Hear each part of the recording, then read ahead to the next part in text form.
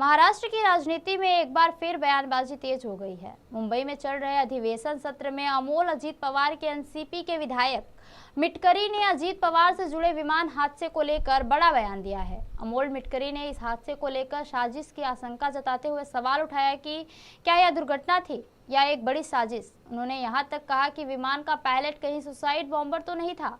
मिटकरी ने अपने बयान में कहा कि इस हादसे के पीछे की सच्चाई सामने आनी चाहिए और अगर इसे एक्सीडेंट बताया जा रहा है तो इसे साबित किया जाए।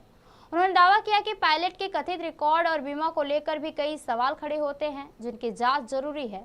उन्होंने यह भी कहा कि उनकी पार्टी के विधायकों से प्रधानमंत्री को पत्र लिखने की अपील की गई है और मामले की पूरी निष्पक्ष जांच भी होनी चाहिए।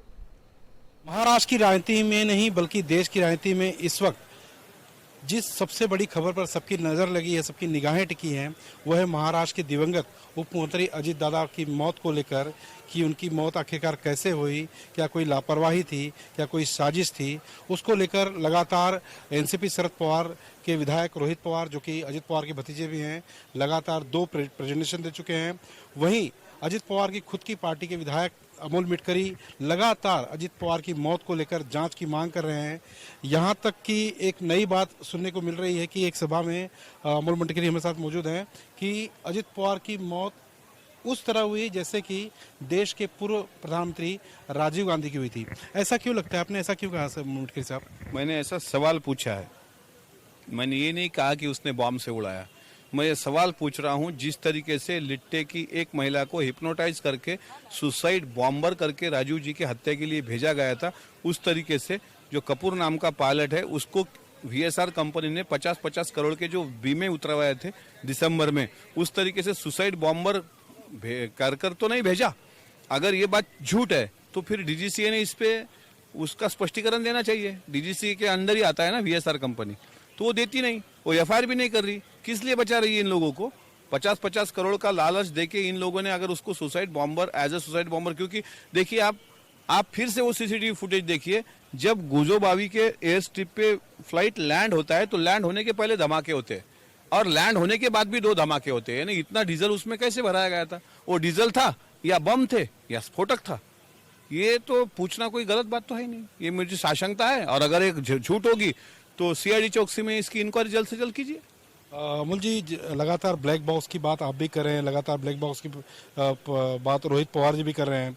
कल जिस तरह से मुख्यमंत्री देवेंद्र फडणवीस ने एक बयान दिया कि डिजिटल फ्लाइट रिकॉर्डर का जो डेटा है वो पूरी तरह से डाउनलोड कर लिया गया है, वॉइस रिकॉर्डर जो डेटा है वो विदेशी कंपनी की मदद से लोड करने की कोशिश की जा रही है और 13 जो तकनीकी मानक हैं, मानकों के आधार पर इस पूरे मामले की जाँच की जाएगी।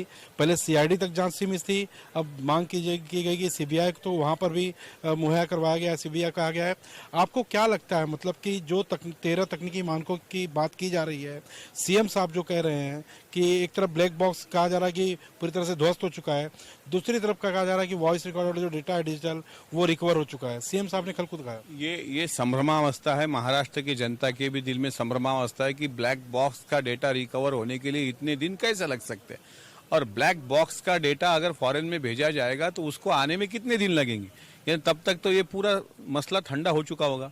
अब मैं ये चाहता हूँ कि सीआईडी इंक्वायरी में जो कुछ निकलेगा वो निकले, लेकिन इतना जरूर निकले कि साहिल मदन और यश ये दोनों उस दिन कहाँ थे और अब कहाँ हैं। और रोहित पवार ने आज एक नई सीबीआई के लेकर जानकारी दी है कि अब तक देश के इतिहास में सीबीआई के पास तकरीबन 7065 जो मामले हैं पेंडिंग है जांच के दायरे में। पिछले 10 सालों की बात करें तो 2000 से ज़्यादा जांच के जो पेंडिंग है मामले।